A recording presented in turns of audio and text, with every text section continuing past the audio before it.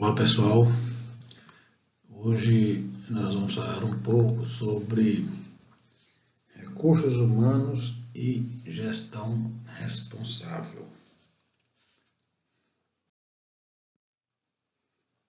Essa figura aí mostra que existe uma relação simbiótica entre o RH e uma gestão responsável. O desempenho responsável do RH é diferente das perspectivas tradicionais do RH por causa da ênfase nos resultados das decisões do departamento sobre as pessoas, sobre a sociedade, o meio ambiente e não apenas nos resultados internos relacionados à eficiência e ao crescimento. Então, a gestão responsável do RH busca os mesmos objetivos, mas difere da forma anterior, da forma clássica, digamos assim, porque ela também integra a sustentabilidade, a responsabilidade e a ética de todos os aspectos do RH.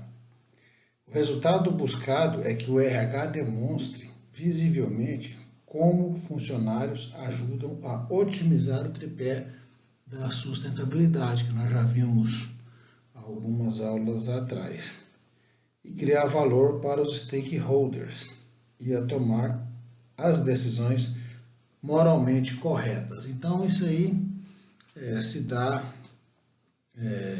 como se fosse um círculo virtuoso, né? E tem as fases dos processos de RH. Você tem ali na fase 0, que é uma relação RH, ou recursos humanos, e gestão responsável. A fase 1, recrutamento. Fase 2, treinamento e desenvolvimento. Fase 3, gestão de desempenho. A fase 4, remuneração e benefícios. E a fase 5, a relação e comunicação com os empregados.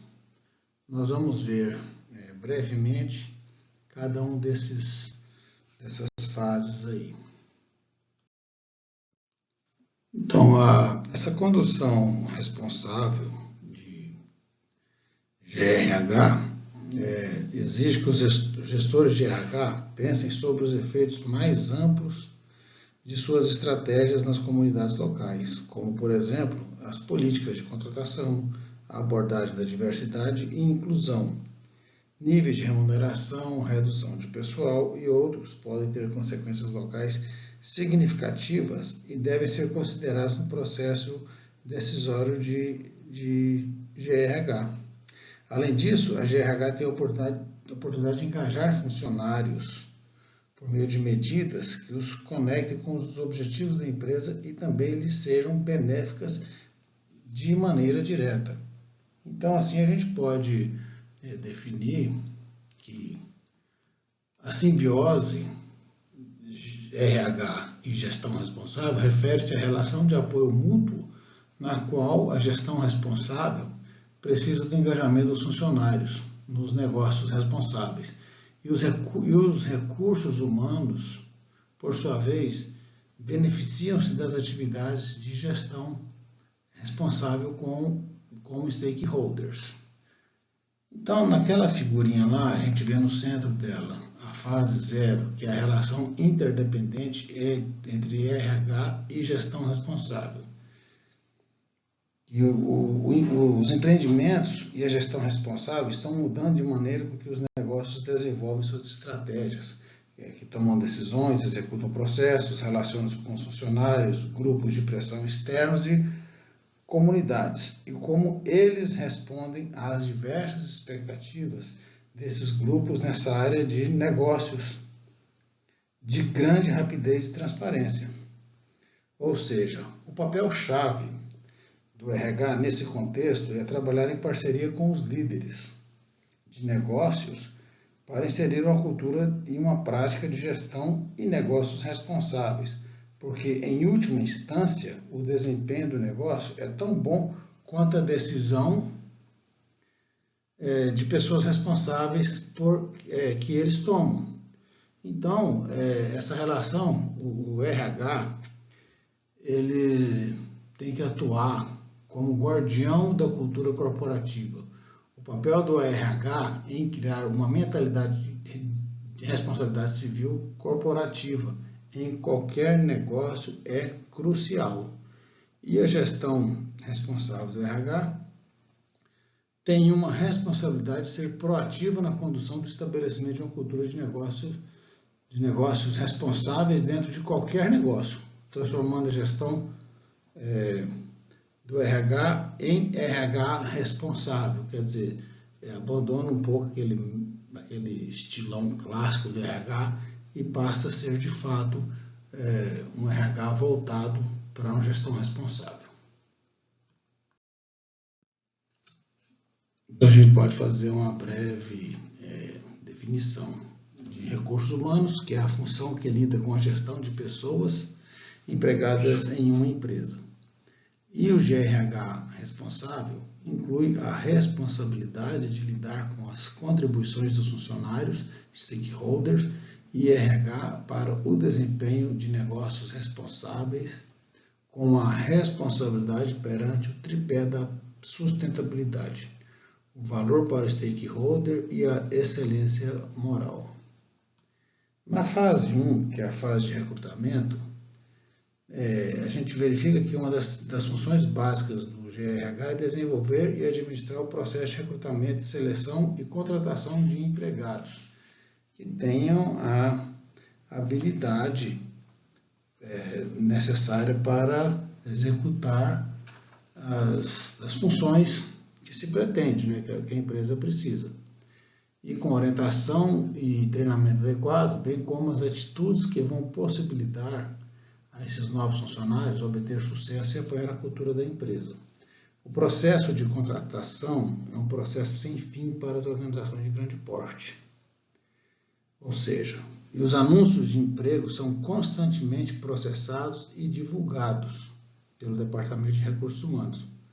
O processo de contratação deve ser conduzido ou deve conduzir a um desenvolvimento sustentável, garantindo um tripé da sustentabilidade positivo, que proteja, crie e sustente os valores empresariais, sociais, ambientais e econômicos. O processo de contratação deve ser ético, em que as decisões sejam moralmente desejáveis, tanto no processo quanto nos resultados. Então, a fase de recrutamento se refere à atração, à triagem e à seleção de pessoal. E o conhecimento, as habilidades e atitudes, que é o famoso chá, que você já deve ter ouvido falar, que frequentemente define um perfil básico de recrutamento para novos candidatos. Referem-se aos atributos do funcionário necessários para que ele desempenhe o trabalho. Nos negócios responsáveis, isso inclui a condição de funcionários que estejam alinhados com os valores da empresa e que mantenham práticas de ética empresarial e responsáveis, ou seja, não basta conhecer, não basta ter habilidade, não basta ter atitude, ou seja, essas três características têm que andar junto. Se você conhece, tem habilidade, mas não tem atitude, isso não vai dar em nada, é poesia. E os empregados precisam estar alinhados com os valores da companhia em que ele trabalha. A fase 2, que é o treinamento e desenvolvimento de funcionários, é um processo central na gestão responsável de RH. E, em geral, essas funções de RH definem as necessidades de treinamento e desenvolvimento em consonância com aquelas necessárias para apoiar o objetivo da empresa. Isso também não é diferente com a gestão responsável de RH. Embora os objetivos de negócio das organizações responsáveis possam incluir novas áreas de atividades, como desenvolvimento de produtos de baixa emissão de carbono, adaptação de produtos às necessidades das economias emergentes, que lidam com questões sociais, ou um posicionamento melhor nos rankings da sustentabilidade para atrair novos investidores, pelo desenvolvimento de uma abordagem mais consistente no que diz respeito aos direitos humanos. Então, isso aí tudo tem que entrar na questão do desenvolvimento e treinamento dos empregados. E o processo de treinamento e desenvolvimento também reflete a responsabilidade que uma empresa tem de melhorar a empregabilidade de seus funcionários, permitindo que eles cresçam e se desenvolvam a fim de que possam contribuir mais, não apenas em suas empresas atuais, mas em qualquer empresa na qual eles venham a trabalhar no futuro. Essa é uma visão moderna na gestão de recursos humanos. Então, o treinamento e desenvolvimento se referem às atividades educacionais dentro de uma empresa que buscam aumentar a satisfação e o desempenho dos funcionários. Uma coisa muito importante que a gente sempre vê, e eu acho que o funcionário precisa ter em mente o seguinte: toda oportunidade de treinamento ou qualificação que a empresa oferecer, ele deve participar, e de bom grado. Porque no final das contas, aquele conhecimento é dele. Ninguém tira mais. Depois de obtido o conhecimento, aquilo passa a ser dele. E ele se tornará, isso poderá ser para ele um diferencial competitivo num processo de recrutamento e seleção futuro, que é a tal da empregabilidade que a gente falou agora há pouco. A fase 3 desse processo todo é a gestão de desempenho, que cria processos e ferramentas para avaliar o desempenho de funcionários e assegurar a inserção de tais processos e ferramentas na empresa, e é uma das 3 grandes funções da gestão de recursos humanos. Essa gestão de desempenho ela pode ser feita através de avaliação do desempenho, que é a utilização de ferramentas geralmente inclui alguma forma de avaliação que geralmente serve para vários fins. Por exemplo, embasar o diálogo entre funcionário e empresa. Nesse caso, a empresa é representada pelo gestor, para garantir que haja alinhamento relativo à missão, aos objetivos e às metas compartilhadas. Ou seja, o empregado precisa saber qual é a missão, qual é a visão e quais são as metas que a empresa pretende atingir. Fornecer ao empregado a oportunidade de ouvir como o seu desempenho é avaliado, às vezes pelos seus pares subordinados, que é a famosa avaliação 360, que existe um comitê, é formado um comitê para avaliar o desempenho dos empregados. E fornecer ao funcionário a oportunidade de dar um feedback ao gestor. Então, essa avaliação que é feita, são feitos feedbacks formais ou não, de como o empregado está agindo, se está dentro do esperado, né? Então, a gestão de desempenho, a gente pode dizer que é o processo de monitoramento e da melhoria do desempenho do trabalho dos funcionários. Uma outra maneira também são as competências essenciais, que são aquelas habilidades fundamentais e distintas de um indivíduo ou de uma empresa. Então, essa competências essenciais, ela tem que ser, é o mínimo requerido para exercer aquele tipo de função para a qual o empregado foi contratado. A fase 4 é a remuneração, benefícios e bem-estar dos empregados. Essa remuneração ela pode ser definida como um retorno dado pela empresa ao funcionário. O empregado trabalha e recebe lá o seu salário e os seus benefícios.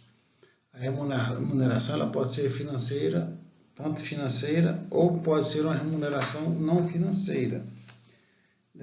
A remuneração financeira está ali os salários, os pagamentos, e assume uma forma de retorno monetário ao funcionário, como bônus, comissões, benefícios não salariais, considerados como parte do pacote de remuneração em geral, né?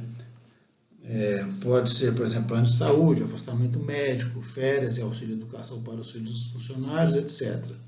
né? São aquelas remunerações que às vezes não constam lá no salário do empregado. E é importante que os empregados saibam qual a diferença entre salário e remuneração. Então, a remuneração é a remuneração recebida por um funcionário pelo trabalho executado. Inclui todo aquele pacote de benefícios. E por último, a fase 5 é a relação de comunicação com os funcionários. Essa relação inclui a relação com os sindicatos e destaca a importância da eficácia dos canais internos de comunicação. Então, gente, essa aí foi a nossa aula de hoje. A gente fala um pouquinho sobre